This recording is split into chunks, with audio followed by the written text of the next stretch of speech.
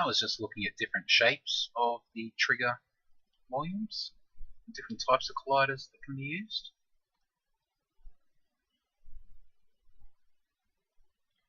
And I move the key holder out. I'll explain why in that example. As I was rescaling everything, I was scaling it while that was a child. That key was a child of the trigger volume. I don't know if you see it, but yeah, that key has become squished. I've scaled it. But that's why I moved that out. Before I started showing the different types of colliders. Okay, but I'm going to continue using the box collider. Just because it's easy to see. Matter of personal preference and how it fits into your scene. I'm just going to continue working the box collider.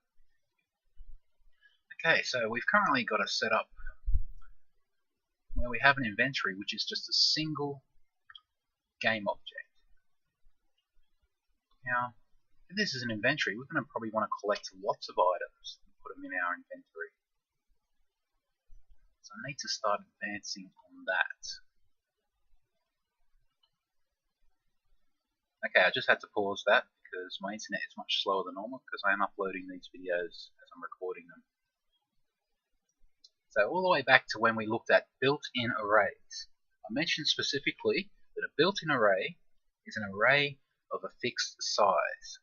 We can put things into it, we can change the values of each position of the array, but it's always going to be the same size.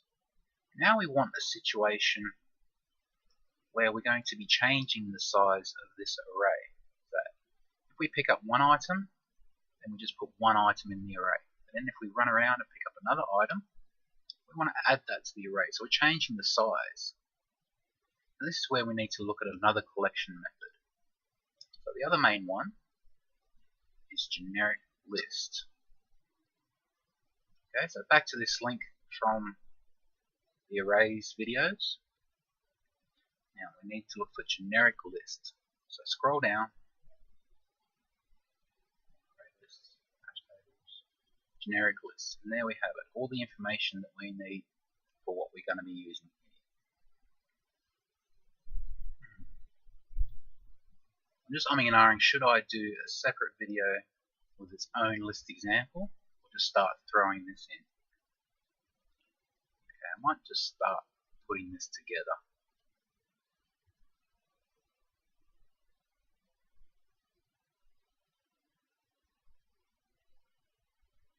So we're going to change my inventory from a single item to a list, which is an array, so we can have more than one value in that array. But we can change the size of it. We can have 2 items in there, we can have 10 items in there, we can have 5 items in there, we can have 100 items in there. We're going to be constantly dynamically changing the size. So let's look at those notes again. Now firstly, most importantly, if you want to use list, it's not something that's built into Unity. It's part of this system dot. Now, I can't explain it. All I know is we need that to make it work. But before you use a list in your script, you need to import system collections generic. And this somehow imports a library or table that's a part of the world of programming. And Unity will know that you want to use a list if you include that. So right under the Pragma script, right at the very top, import system.collections.generic semicolon. Save that out, just to prove there's no issues. There we go. So we're all set up and ready to use list. So what can we do with a list? We create a list just like we create an array. We need to declare it.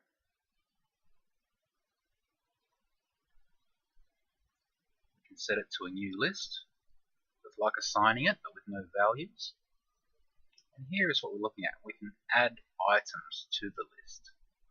And then just like an array, we can read from an index position what that item is. Or, in this example, we can set a specific index to an item. Okay, well that's setting it, and there's the one below it. We're reading it from the index position. And then, because this is a dynamic array, it can change in size, we can remove items from it too. So as we use a consumable item, I suppose you want to keep your keys. But if you have a consumable item like your food or your mana or something like that, then you can remove that from the list. So then when you check through the list, it's not there, it's not available, it's been removed. Okay, let's see how we can put all this together. So we've declared it. We've told the script that we're going to be using this system collections of the list. And we better create a list. Okay, so I'm going to leave that at the bottom as a reference. If I show you something quickly, right on my desktop I have list notes here, right next to my Groovy desktop. Okay, so I've even copied those out. So I always have my notes so I know how to use my list. That's why I have the web page up. And we have the JavaScript examples there. Let's turn this into a list. We'll keep it a list of game objects.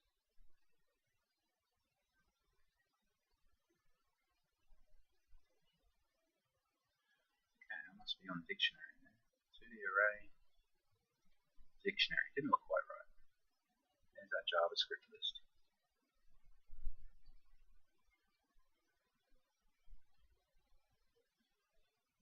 Okay, so we need to say var my inventory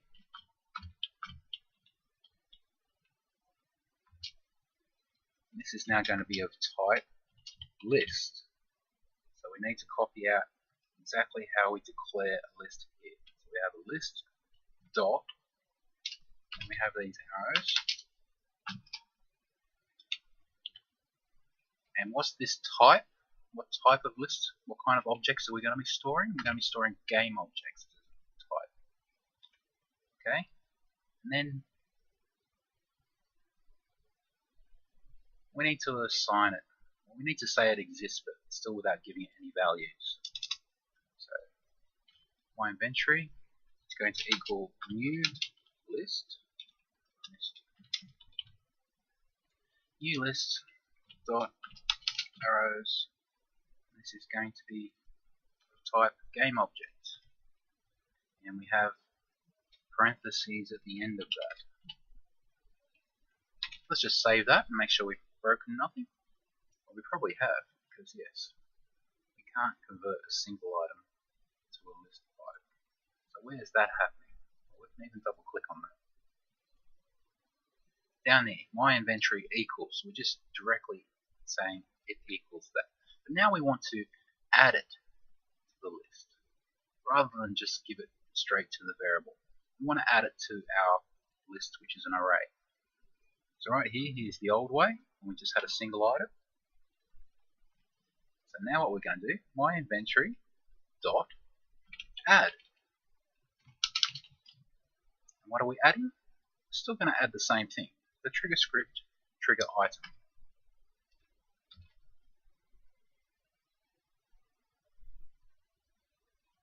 That's all using trigger script, trigger item. So that should clear that up. Okay.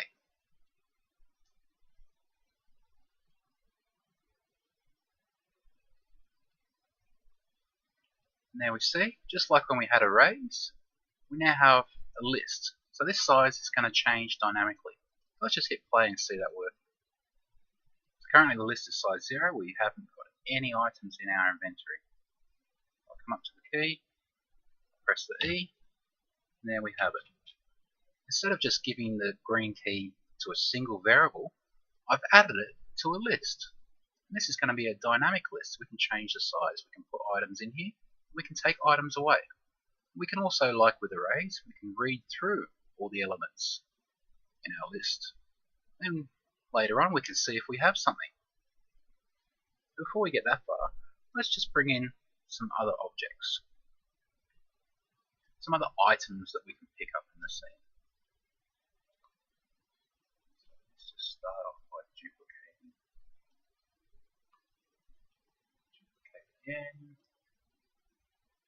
Okay, because I have made prefabs for 3 different types of key.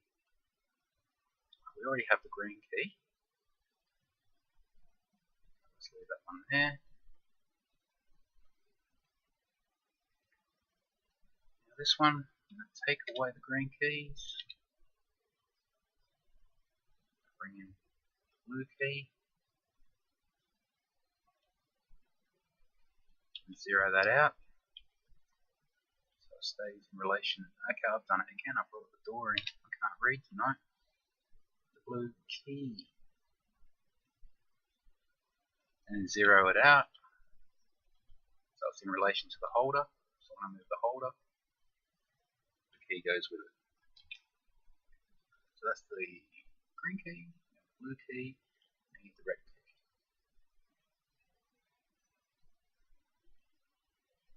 And again, zero it out.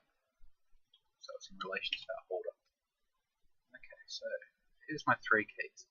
Now on the trigger volumes, we need to say what the object is. So that one's already saying missing because we deleted it. Now this one is going to be the red key item. This one is going to be the blue key item. This one should still happily be the green key item. So now we have 3 trigger volumes with 3 different items, 3 different keys. Let's save this as a new scene. Now I've modified the trigger script, so let's just save scene. Okay, we're all building off the one. I don't need my prefabs anymore. Now we're going to highlight the player again, and we're going to watch this inventory as we pick up all these different items. So hit play, run around, see my keys dancing. So we got the same thing. I've walked into a trigger volume. Let me just pause it there. So we need the blue one. So there we are. There's the collider showing the trigger volume. So I've walked into that one. So I'm in trigger zone for that one. And there's the is visible working. Because if we pause it again and look at the player script, we click on that. That is the trigger volume for the blue. So the trigger volume is still doing its job. It's sending its information to the player script. That's great. So actually, we pause it. We run the player. Yes, inventory. Now I'm here at the blue key. Let's hit the blue key first. E. And there we have it. Blue key's disappeared, and it's been added to our inventory. Let's move on. There's a green key. No, that's working. Let's go over to the red key. Same thing. Enter the trigger volume. Facing the key, press E. Now look at my inventory. We're not just storing one value anymore. We're starting to add to it. So we've increased the size of our list. And now we have 2 elements in our list. So we've now got 2 items in our backpack. Now we're going to pick up the green key. Awesome.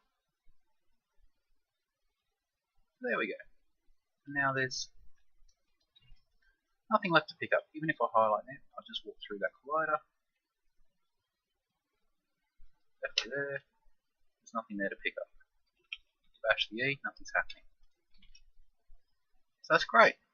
We've just turned our inventory from a single variable that only stores one thing into a list which can store as many things as we add to it, because it's a dynamic list. It keeps changing in size. We can add or take things away from it. So now we've got our inventory system working for multiple items. Let's look at reading that list and seeing if we can use the items that we have and check if there are items that we don't have.